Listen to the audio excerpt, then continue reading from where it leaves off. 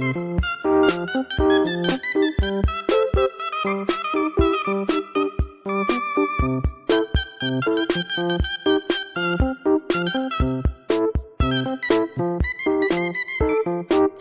listening to the Casting for Fun podcast, the show that talks about entertainment, sports, music, and inspirational stories for all to enjoy. We're glad that you could join us today. Please sit back, relax, and enjoy the show. Now, here is your host, Albert Pineda. Welcome, everybody, to this week's episode of the Casting for Fun podcast. I am your host, Albert Pineda, and this week's episode is for Wednesday, June the 5th. 2024. I'm excited to present this week's episode. We're celebrating the 20th anniversary of Napoleon Dynamite, which was released 20 years ago. I'm very excited to talk about this movie. It's a quirky, dorky movie, but it's still so endearing and funny and clever and witty. And to celebrate the 20th anniversary of Napoleon Dynamite, my sisters are coming on together at the same time. Really happy to have both of them on at the same time.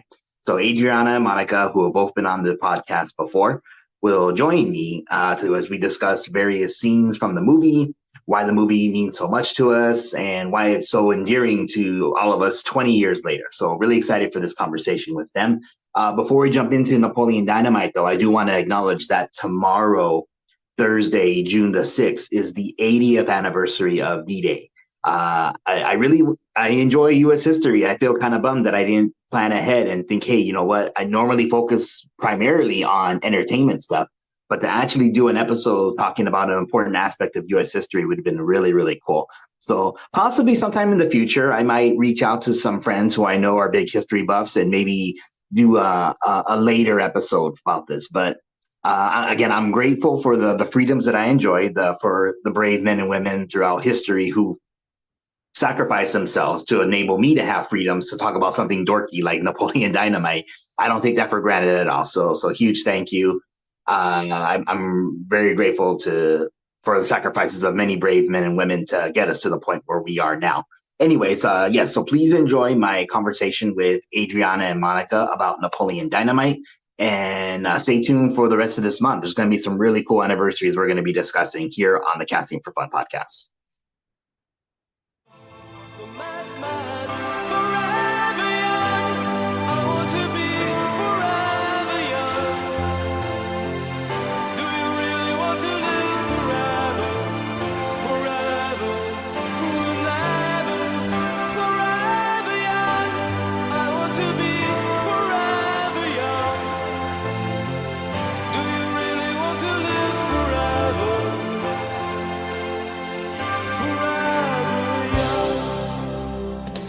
So joining me tonight together is a really cool experience for me to talk to both of you at the same time. It's my sisters, Adriana and Monica. Adriana, Monica, how are you both doing tonight? All right. We're the all-time duo.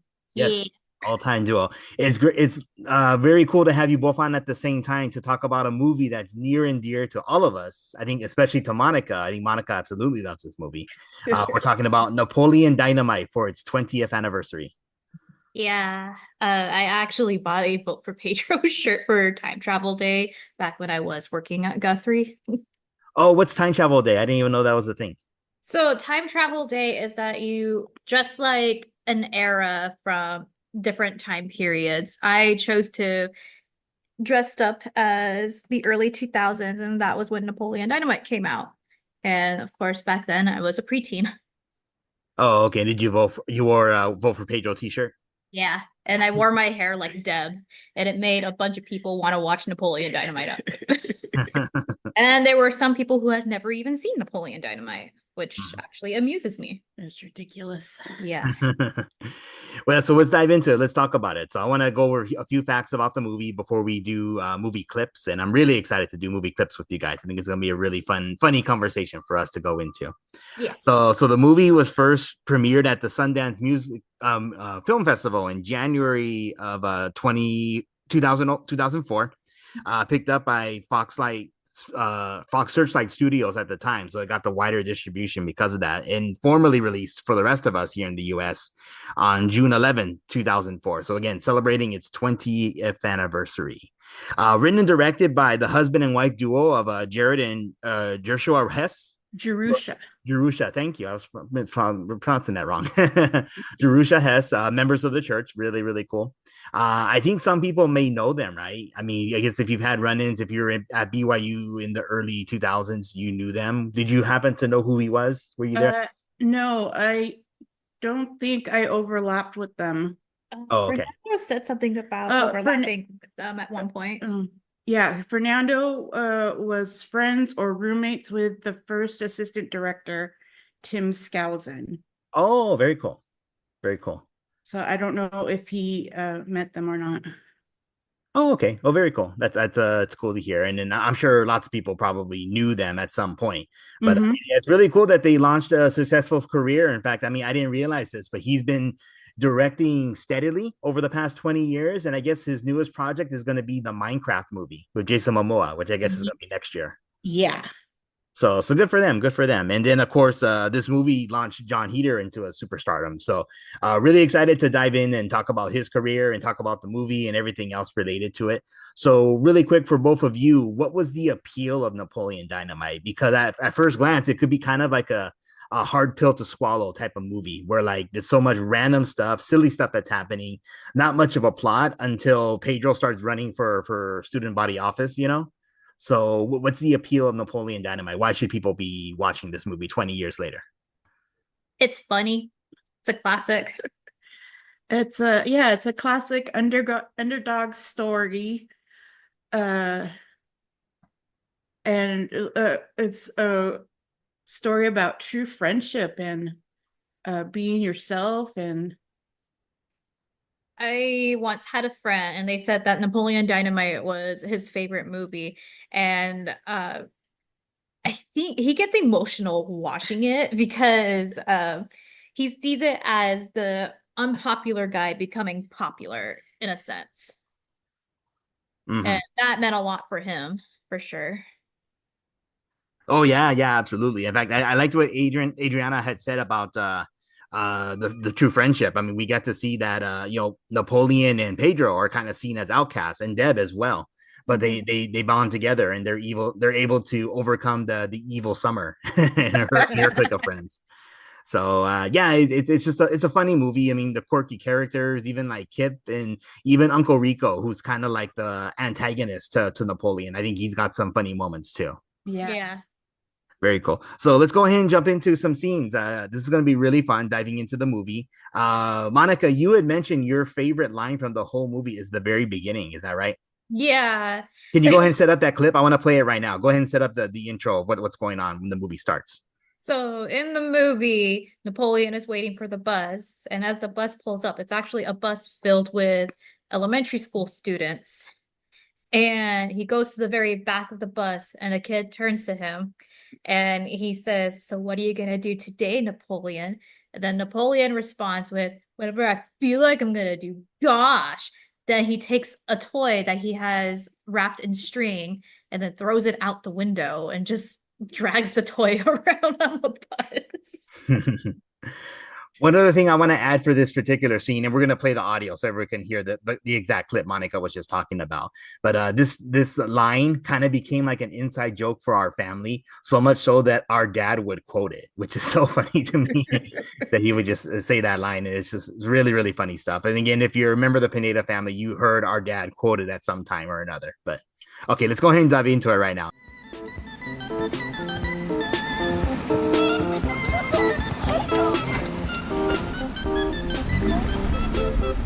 What are you gonna do today, Napoleon? Whatever I feel like I want to do. Gosh!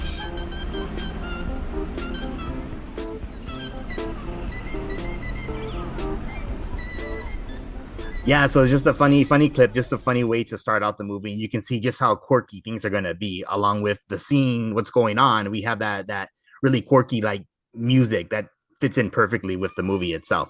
So when this scene came out, Adriana and I would be older, we're adults, but Monica, you were still like really young. Yeah. Is that something you would have done? You know, tied a toy to a string and dragged it from a car? Maybe not like that, but just definitely on the ground, maybe. Okay, that probably would have been more of a boy thing to do, but I mean, no, I definitely had action figures, like video game action figures, and I would definitely play with them, but I don't think I would play with them like that. Mhm. Oh, very fun, very fun.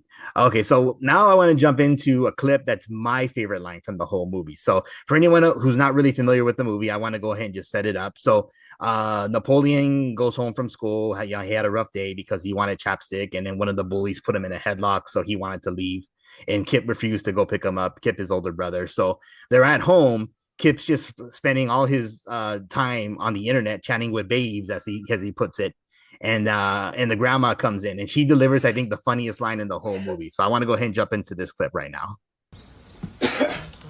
How was school? Worst day of my life? What do you think? Well, I want you to go see if Tina wants some of this. Kip hasn't done flipping anything today. Look, tonight me and your... Kip, listen. What? Tonight me and your aunt are going to go visit some friends, and we're not going to be back till tomorrow. We're getting a little low on steak, so I got Lyle coming over tomorrow to take care of it. Well, what's there to eat? Knock it off, Napoleon. Make yourself a dang quesadilla. Fine. I'll be back tomorrow.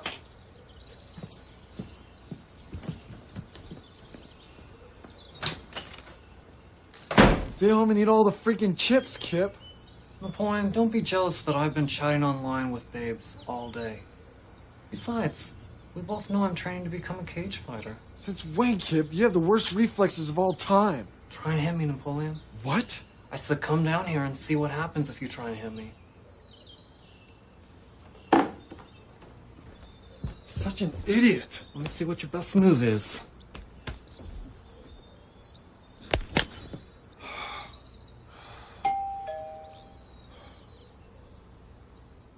I'll go get it.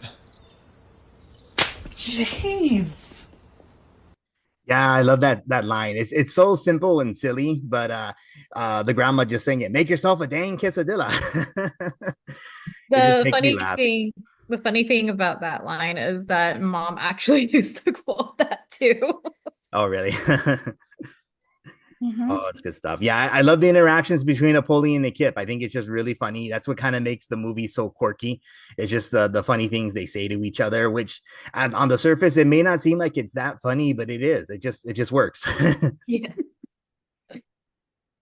Very cool. So we did my favorite line, Monica's favorite line. Adriana, did you have a favorite line? I wasn't sure if you did or not. Well, my favorite scenes are when they're taking photos at Deb's studio. Oh, okay. Yeah. And she just talks them into getting relaxed so she can get the best shot of them, of Uncle Rico. Oh, yeah. That's actually pretty nice. And he puts his fist on his chin. Yeah. Like, I guess that's a very common, like, popular, like, pose that people would do for scholastic pictures, right? Yeah. Oh my goodness, that definitely takes me back.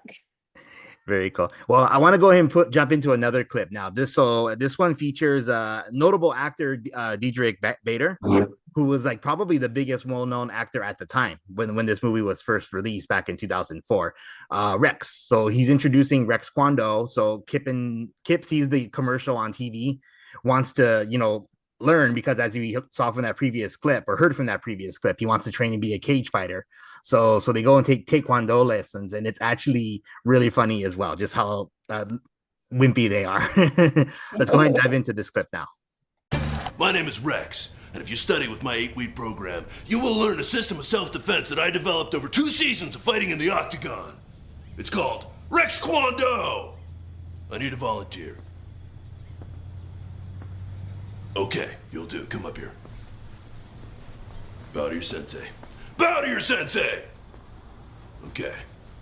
Now I'm gonna give you one chance. One chance, people. Give me your best shot.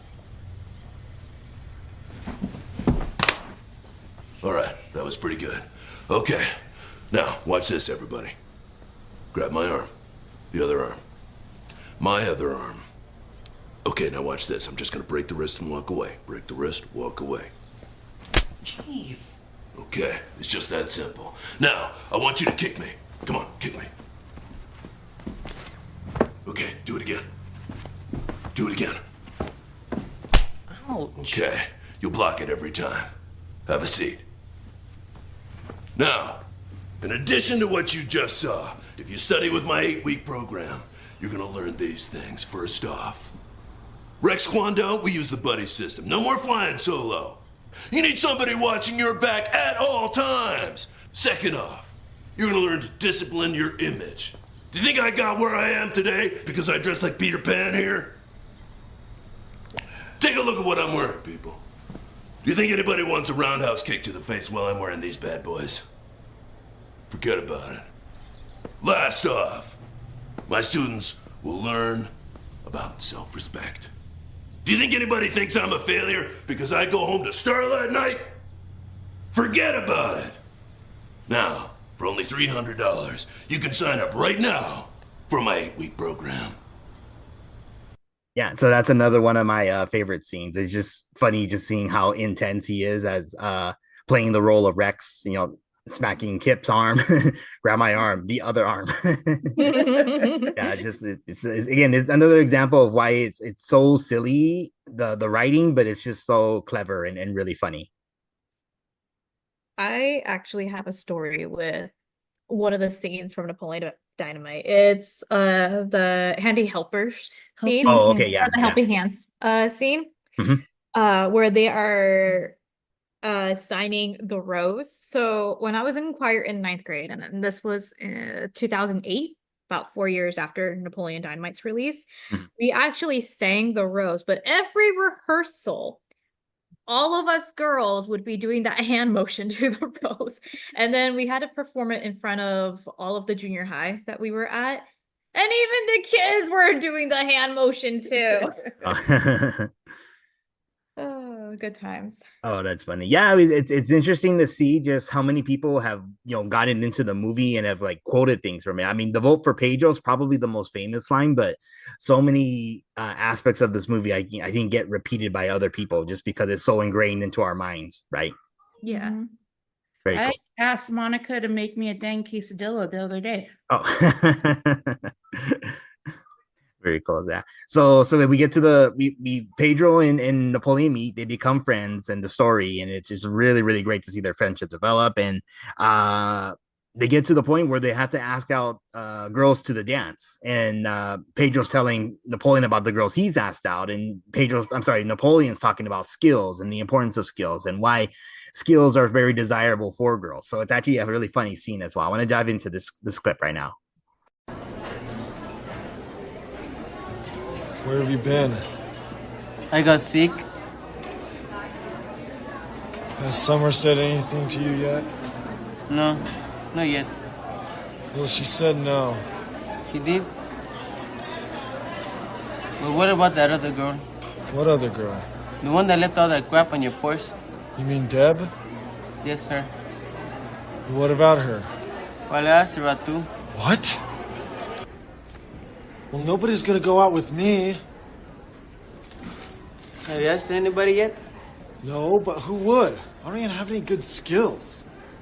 What do you mean?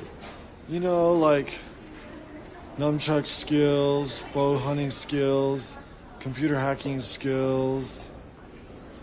Girls only want boyfriends who have great skills. Aren't you pretty good at drawing, like, animals and warriors and stuff? Yes. Probably the best that I know of. Just draw a picture of the girl you want to take out and give it to her for like a gift or something. That's a pretty good idea. So for me, that's another one of the most quotable lines from the movie. In fact, story for me is I remember my good friend Marcelo Ambriz was the one who told me about Napoleon Dynamite. So a group of friends, we all got together. We went out, I want to say, to a theater in Glendale. So we had to drive a little ways to go to the theater that was playing it. This was probably been maybe that summer in 2004. And after we saw it, we always thought I don't know what we initially thought when we saw it or what we think of this movie. But again, it kind of like grew on us the more we watched it.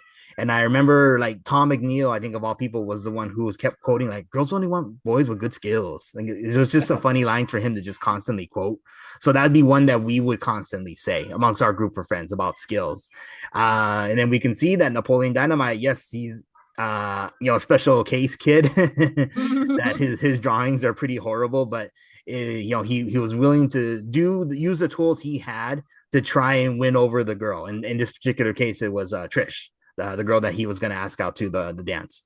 So again, this is another one of my favorite scenes as well, and one of those scenes that I think lines from the movie that's very quotable about skills. Yep. Very cool. Okay, so if nothing else to add, then I want to go ahead and jump ahead a little bit. So I want to add how brave Pedro was to be a new student in a mostly white school and asking out the most popular girl. Oh yeah, that's actually really important too. In fact, I mean, he used his skills that we saw that Pedro knew how to bake cakes really well and baked her a cake or something. Yeah. I mean, definitely he didn't have any fear at all. He went straight for it, and then also asked out Deb, much to Pedro, Napoleon's chagrin, because obviously Pedro didn't know that Napoleon liked her too. But so I want to get to the climax now. So again, as we mentioned before, a bunch of just random stuff happens throughout this movie. But finally, when they go to the dance, Pedro sees the poster at the school advertising that yes, we're electing a student body president. And Pedro wants to run for president, hence the title or the famous line, vote for Pedro. And we get to the part where we're doing the famous dance scene where each candidate has to perform a skit.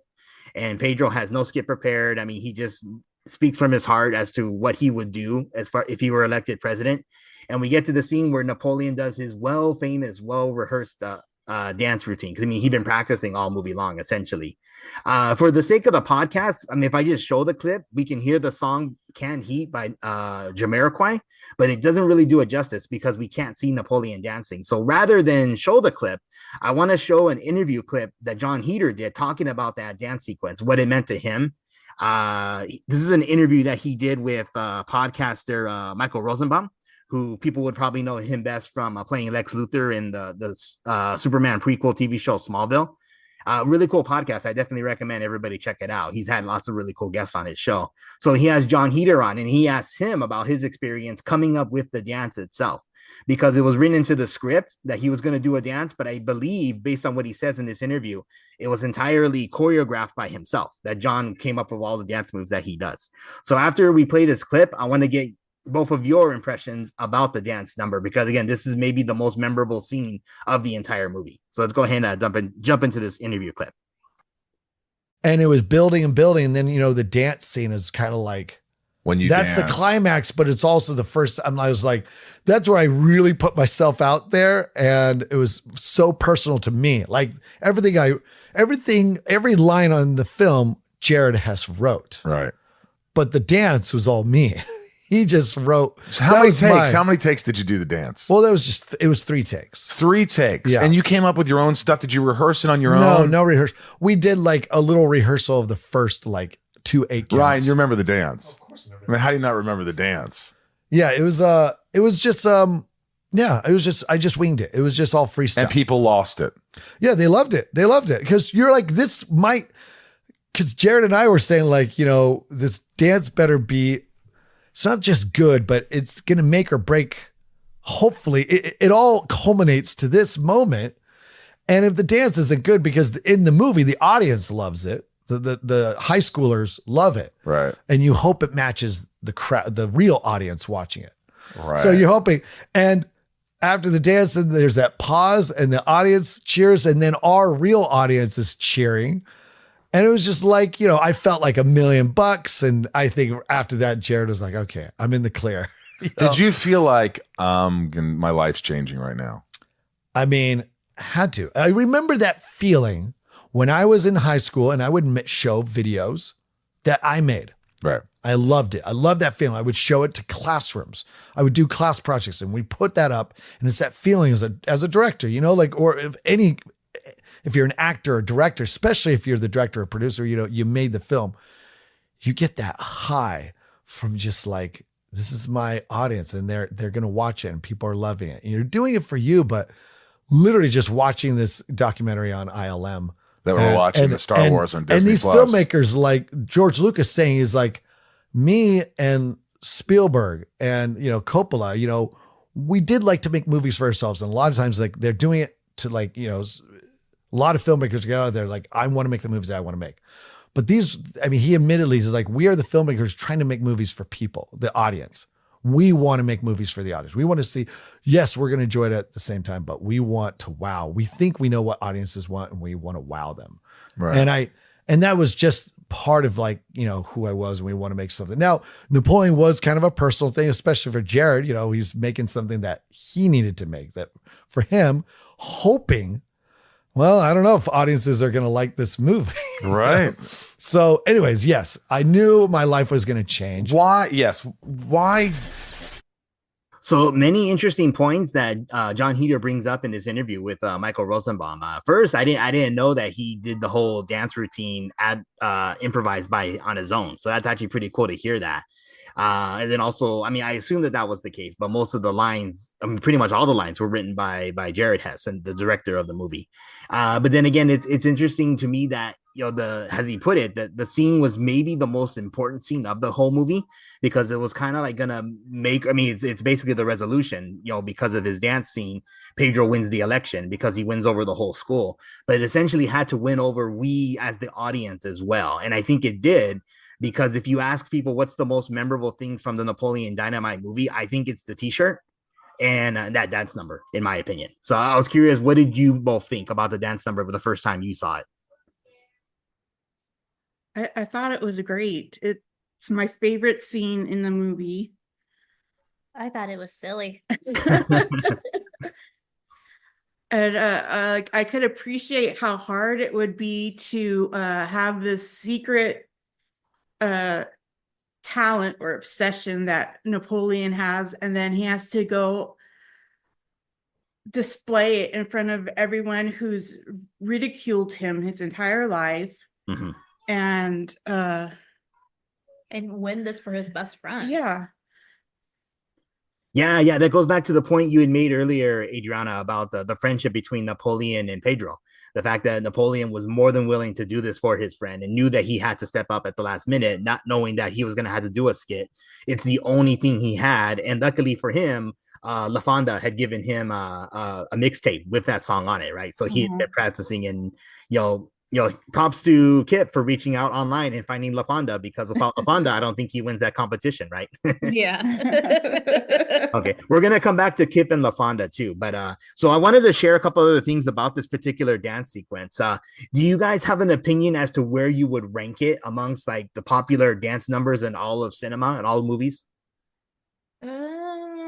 Is this one of your favorites? Like, not obviously, Adriana, you mentioned it's your favorite scene in the whole movie, but where would you rank it amongst like the most memorable dance sequences in any movie?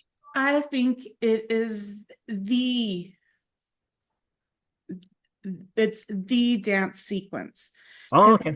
Like in all those teen movies, they have a choreographed dance sequence, and I think they're all kind of forgettable, but this Napoleon dancing up there by himself in his ratty moon boots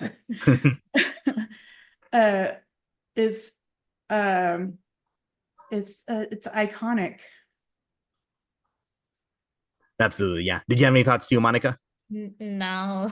No, that's okay. That's fine. So I did a little research just to see, because I was just curious. So I Google searched it. I Google searched the words like best movie dance sequences, and so many people, so many websites have come up with their own lists. I was actually kind of interested to find out where the Napoleon Dynamite dance sequence ranks for a lot of lists. BuzzFeed, so that's a popular entertainment news site. On their list of the 31 greatest dance sequences, that one ranked at number 8. So that's actually a pretty high praise for that one. Yardbarker, I never heard of that website before. Yardbarker.com ranked it at 17 out of 21. Board Panda, I think that's one of your favorite sites, right, Monica? That's actually Adrian's. Oh, Adrian's, I'm sorry. Yeah, Adriana's favorite sites, Board Panda. They ranked it 21 out of 59. And vulture.com ranked it 12 out of 50. And then the YouTube channel, watchmojo.com, they did a list of the 10 funniest dance numbers of all time in cinema. And that one ranked at number 3. So regardless of who you're asking, everybody just seems to put this on their list somewhere, which is high praise for this particular sequence. As Adriana had put it, it's just John Heder by himself doing random dance sequences. But again, it's probably the most memorable because he's doing it by himself and why he's doing it to help his buddy Pedro win the election, right? Yeah. Awesome. Very cool. Very cool. Anything else with the dance sequence that you guys wanted to bring up? No. We're good? Okay. So I want to go ahead and jump into the Kip and LaFonda wedding scene. So I'm sure you both remember this. When the movie first came out, it wasn't at the end of the movie. It was actually inserted later. I think maybe as a way to try and get people to go back to the theaters and see it.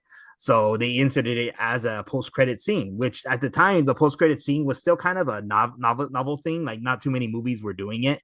And it wasn't really until like, the first Iron Man, where I think it got to the point where most people were saying, hey, we got to stay for the end of the movie to see what's going on. Because I think at that point, most end credit sequences were kind of kept a secret. Like most people didn't even know about it, that they were happening.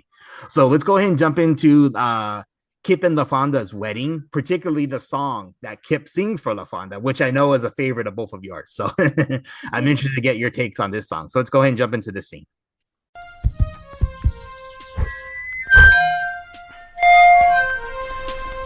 Why do you love me?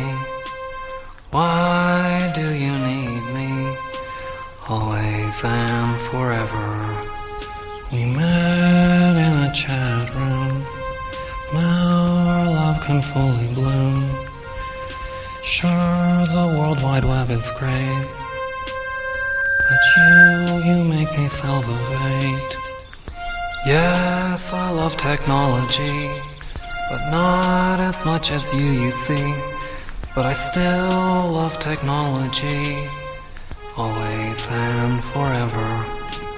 Our love is like a flock of doves, flying up to heaven above. Always and forever, always and forever. Yes, our love is truly great, always and forever. Yeah, so that's a really funny sequence. Again, it's just nonsense, the things that Kip's saying, but so many things about that scene are really funny. Like, I don't know if that's LaFonda's brother or cousin, whoever that is. I mean, you don't see him in the clip because you can only hear the audio, but it's just so funny watching him just like, just shaking his head, like with his hand in his face. Like, why is this wedding even happening? And then, and then the lyrics that Kip comes up with, I mean, they're silly and ridiculous, but you can tell they're genuinely from the heart, that Kip truly loves LaFonda more than he loves technology, right? Yeah. But he still loves technology. You can't forget that part. Yeah. Yeah. So this was one of your favorite songs, right, Monica? It's one of my favorite songs to tease people with, for sure. When they said that they can't figure out for the life of them technology, I'll just start singing that song randomly and they'll be like, where's that from? And I'm like, you uncultured swine. Oh, good stuff. Very funny. Yeah, so this movie's silly, it's ridiculous, but it's so funny. Like the characters are very enduring, and then the writing, I mean the lyrics, I mean not the lyrics, the dialogue they say, it's cheesy and corny, but very witty and clever at the same time. So again, this is a movie that I can never get tired of, and even 20 years later, still watch it and enjoy it as much as I did the first time I saw it. But again, it's one of those movies that the very first time I wasn't quite sure what to make of it. It was actually with repeat viewings that I think it really, really like drew me in, right? Yeah. Have either of you ever been to Idaho before? I was just curious about that too. Yeah, I've been to Idaho 3 times. Oh, okay. Did you get the same vibes from the movie? Is that kind of the feel you got? You mean how the 80s didn't get there until to the 2000s? Yeah, I guess. No, every time I've gone to visit, I've been to Idaho Falls or Rexburg, where they have a substantial population, so it didn't feel like it was caught back in time. I've never been to Idaho. Oh, that's okay, Monica. Yeah, I mean, for my one time visit, it was similar to what Adriana had said. We stayed in a hotel in Idaho Falls for my undergrad ceremony from BYU, Idaho. Then we went to Rexburg for the graduation ceremony itself, slept there the night, and then drove back to Utah. So again, didn't see, I mean, as you're driving through, I guess the countryside, because we drove from Bountiful to Idaho Falls to stay at a hotel there, I guess you can kind of see like those from the freeway, you can kind of see how some of those areas look very similar to what we see in the movie. But then again, you still see those really, really nice houses too, like the house that Summer lives in. Then you see houses like Napoleon's house, very small and modest too. But yeah, my time in Idaho was very short, but again, it was enjoyable. So that, I would say that, yeah. Fun fact, Napoleon and Pedro make a cameo in the rom-com When in Rome. Oh, okay. So like Napoleon is supposed to be like this emo dude that's supposed to like fall in love with the main protagonist, but not really. But you see Pedro there filming. Oh, really? Oh, okay. Yeah, that's actually kind of hilarious because he's just there. Okay, I guess that's one of those like kind of unusual 6 degrees of separation scenarios because I believe that movie stars Kristen Bell, right? She's the romantic lead in that movie. Yes.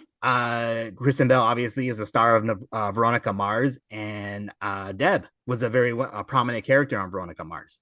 So there is some like connection in that way, just randomly, I guess. But with Hollywood, a lot of actors and actresses work together. So yeah. Yeah.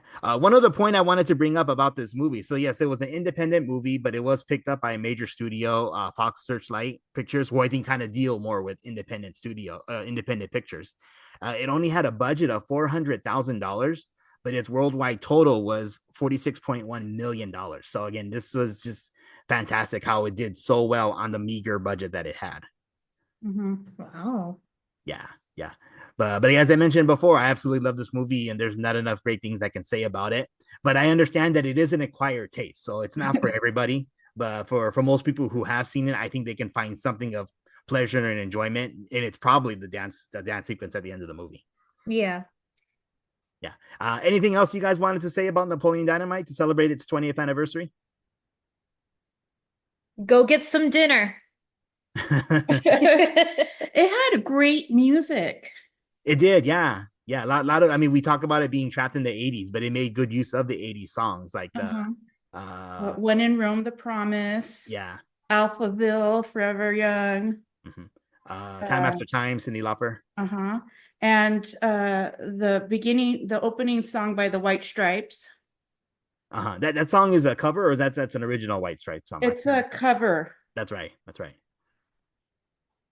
Yeah. So I'll definitely insert a lot of the music into this episode so people can kind of get the feel and vibe from it. But yeah, it's actually pretty cool considering that it had such a meager budget that it was able to get those licensed songs and use them in the movie. As for me, I don't make any profit off of my podcast, so I kind of use the music without permission, but I'm not making any money. So, but yeah. Again, the movie's just fantastic. If you haven't seen it in a while, I definitely recommend checking it out because again, it'll put a smile on your face if you enjoy it. If you didn't enjoy it the first time, I don't know if it's going to change any minds now, but I still think it's just a fun movie to watch. Yeah. If you pay more attention to the relationships, you see that they're kind of it's a universal thing where there's misunderstandings and you make up and then you play tetherball together. Oh, tetherball. Yeah, that's actually a very interesting point that you just brought up, Adriana, because if you saw that Napoleon that summer, hey, do you want to play me? And she just gives him like the disgusted look, like there's no way I'm gonna play you in the tetherball. But Deb at the very end was more than willing to play with her friend and have a fun time and doing something simple like that. So yeah, again, it's a great movie. I think it's really fun. Very cool. If there's nothing else, then we'll go ahead and wrap up for tonight. But Monica and Adriana, thank you so much for giving me your time. It's always great to hang out with family.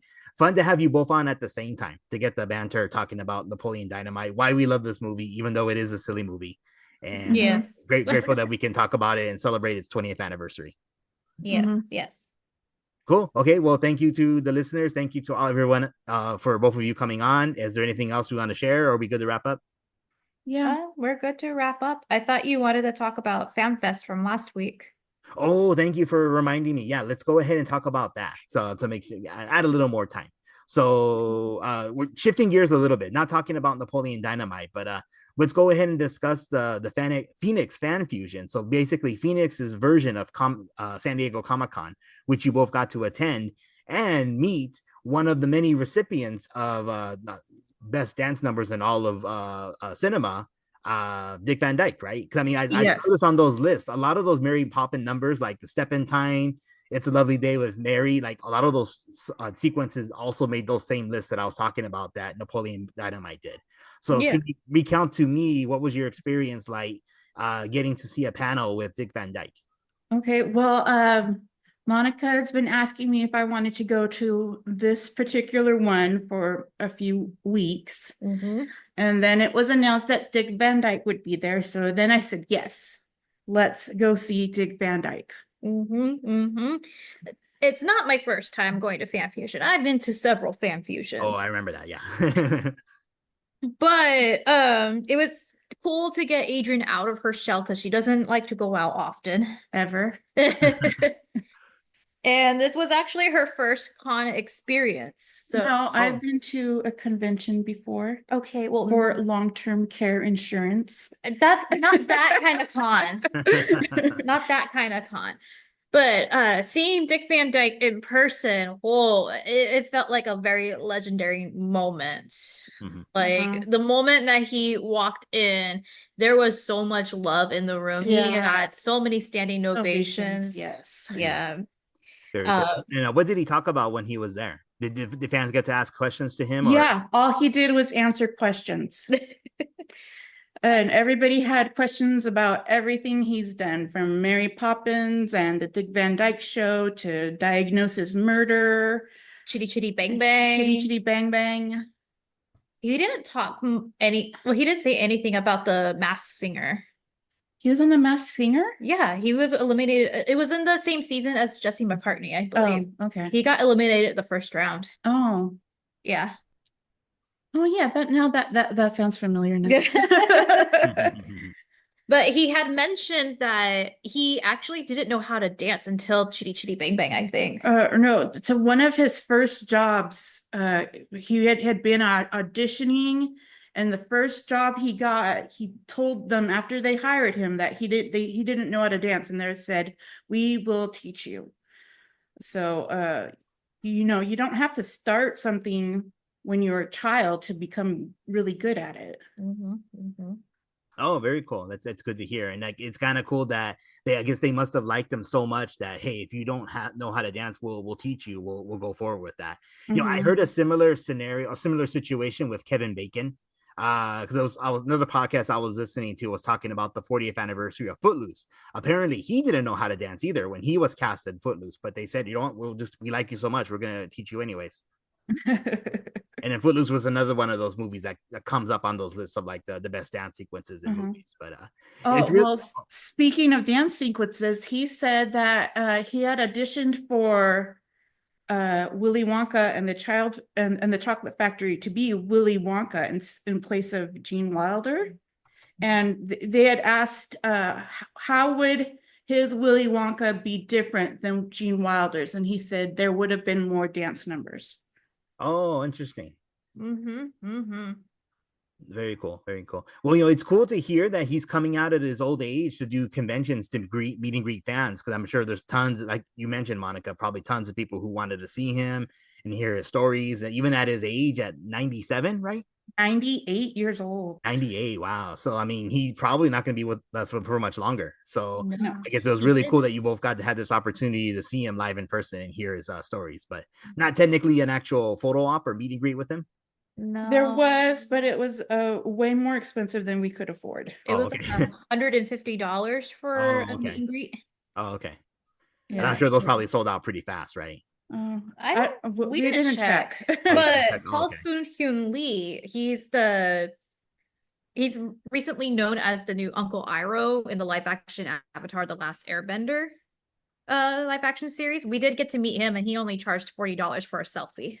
Oh, very cool. I did see that. Yeah. And, what I would know him best from is being one of the New Republic rebel pilots from The Mandalorian. Uh-huh. Yeah. And he's Very cool. also in the Netflix show Kim's Convenience, which is hilarious and everyone should watch it. Oh, okay. Yeah, maybe we should check out that show too. Yeah, it has Simu Liu on it too. Oh, okay. Yeah. So Shang-Chi. Very cool. Yeah. Awesome. Yeah. Awesome. He was a very nice man. Yeah. I was super shy to talk to him. Yeah, every time I've gone to like book signings with Stephanie Meyer, who wrote Twilight, and the guy who wrote the Artemis Fowl books and Rainbow Roll. And the first one I went to was with Stephanie Meyer, and I didn't say anything to her, and she didn't say anything to me. And I thought that's how all signings were supposed to be like. So when I went to the next two, and both of them were like really chatting, they wanted to know what I liked about their books and how was I doing, and I was amazed, and I'm like, oh, I wish I had prepared questions and stuff I wanted to tell them.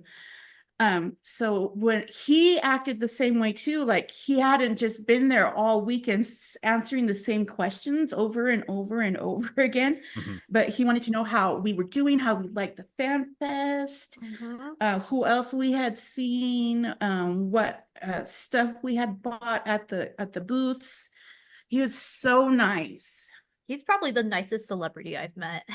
Oh, very cool. That's good. That's good to hear. Very awesome. Yeah. Oh, okay. So I'm glad it was a good experience for the two of you, that you got to hang out and spend time together and have a memorable experience seeing the panel for Dick Van Dyke and then all the other fun stuff you guys got to do there. Yeah. It was definitely something for the books. Yeah. Awesome. Awesome. Well, one of these days I'm going to try and make it out again to come visit when the fan fusion's going on. That'd be really, really fun to do. Okay. I think they announced it for June, sometime in June, beginning of June for sure. Okay. Okay, well, I'll look into that for the future. But yeah, very, very exciting. Very exciting to hear that story. And of course, to talk Napoleon Dynamite with the two of you. Anything else to share? No, that's all we got. Oh, very cool. Well, thank you. This was a fun conversation. Again, please check out Napoleon Dynamite. It's a really, really fun movie. And if you haven't seen it in a long time, I think you'll really enjoy it. If you didn't like it when you first saw it, maybe give it another chance. I don't know if it'll change your mind, but I still think it's really enjoyable. Very cool. Okay, so thank you, Monica. Thank you, Adriana. And thank you to all my listeners. You've been listening to the Casting for Fun podcast. Thanks, everybody. You know, in the end, I'll always be there. And when you're in doubt, and when you're in danger, take a look over